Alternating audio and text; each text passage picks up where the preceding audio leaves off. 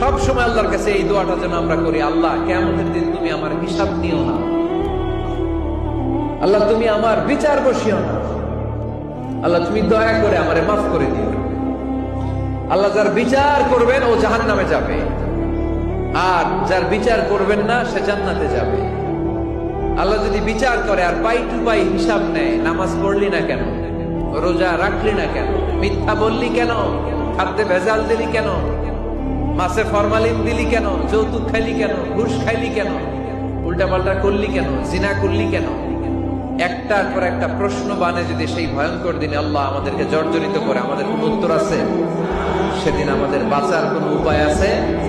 তাই আমরা সবাই আল্লাহর কাছে দোয়া করবো, আল্লাহ কোনো বিচার টিচার মানি না, কোনো বিচার করতে পারবো না, দয়া করবা।